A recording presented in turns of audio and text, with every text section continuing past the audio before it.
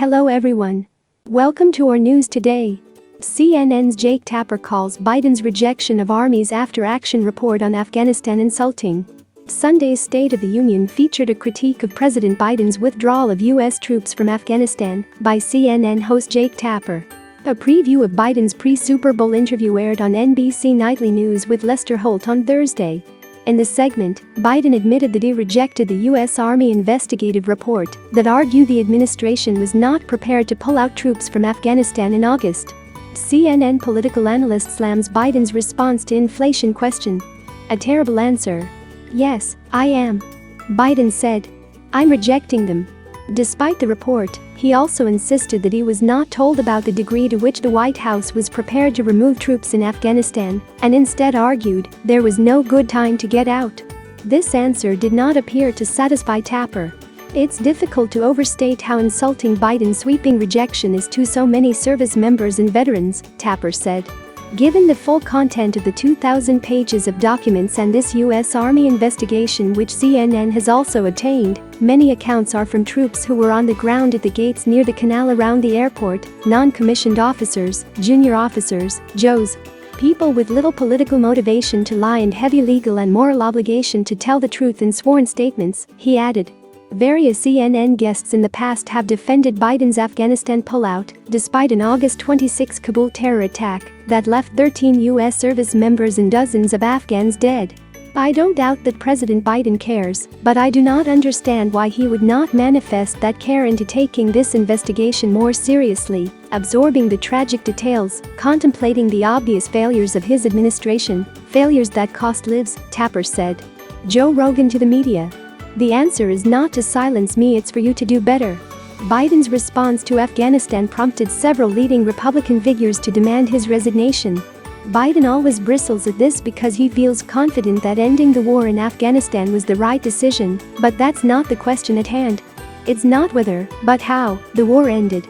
And what that means to the people who were there when it did finally end, Tapper pushed back. He then closed by saying, "Isn't that how you demonstrate how much you care? Otherwise, isn't it just words?" Ambassador to Ukraine, Stephen Pfeiffer. Ambassador, welcome. Good afternoon. So President Biden spoke with President Zelensky for about 50 minutes this morning. What is your sense of what the two leaders likely discussed? Well, I think the two presidents are discussing the situation, the threat that the Russians have built around Ukraine, which now includes apparently about 130,000 troops. And the president, I think, has also used that call to reaffirm American and Western support for Ukraine. You not only served as America's top diplomat to Ukraine, you were also recently there. What was the purpose of your recent visit? It was organized by the Atlantic Council, and the purpose of the trip was both to get a sense of what was going on in Ukraine, but also to reiterate from a group of retired diplomats and generals American support for Ukraine. And I came away with the impression that the Ukrainians are very, very determined. If the Russian military goes into Ukraine, they will be met with a very hot reception. Fascinating. National Security Advisor Jake Sullivan made this prediction today. If there is a military invasion of Ukraine by Russia, it's likely to begin with a significant barrage of missiles and bomb attacks. It would then be followed by an onslaught of a ground force moving across the Ukrainian frontier. If you were the U.S. ambassador to Ukraine right now, what would be your top priorities? Well, I think one would be maintaining channels of communications with the Ukrainian government. Also facilitating, you have even today, American flights arriving, providing more weapons and defensive equipment for the Ukrainians to better enable them to defend themselves. And then third, doing what you can to assist Americans get out of Ukraine, given the potential, if not the probability of a Russian assault. You aren't currently in the pressure cooker as a senior administration official or a diplomat in the hot zone. From the outside, is there something the Biden administration should have done sooner, like sending defensive weapons to Ukraine? You know, if you'd asked me that question maybe 5 or 6 weeks ago, I might have had a different answer. But what you have seen over the last month and a half is, in fact, the administration, which originally said that if Russia invades, one of the penalties will be an increased flow of American weapons to Ukraine. They're not waiting for that invasion. That's been happening. You have flights arriving, almost every day now with American weapons. So I think the United States has been doing a lot in the last 4 to 5 weeks to help the Ukrainians better prepare to defend themselves should the Russians attack.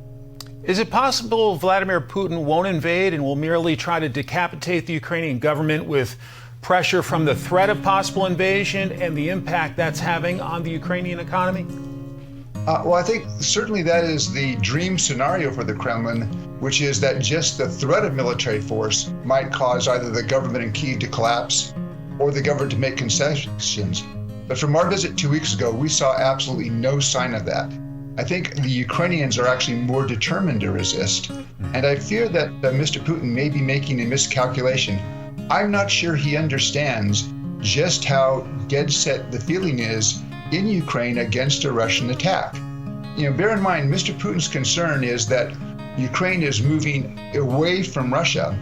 But the thing that's done that, nothing has been more of a factor in pushing Ukraine away from Russia and towards the West than Russian policy of the last 8 years, the seizure and illegal annexation of Crimea, and then Russian instigation and support for a conflict in Donbass, which has killed 14,000 people. This is a result of Russian policy. We're nearly out of time, but it sounds like you think if there is an invasion, it could be bloody. I think it's going to be a tragedy for Ukrainians, but I also think it will be a tragedy for many Russian families who are not going to see their sons or their brothers or their husbands coming home. The Ukrainians will fight. They will make it hard, even though they're probably outmatched by the Russian military. And that's one of the reasons why I hope that Mr. Putin, when he looks at that, he understands those costs, and in the end he decides not to invade, but to pursue some form of diplomacy. Ambassador Stephen Pfeiffer, the former U.S. ambassador to Ukraine, thank you so much for your time. It's great to have your analysis, sir.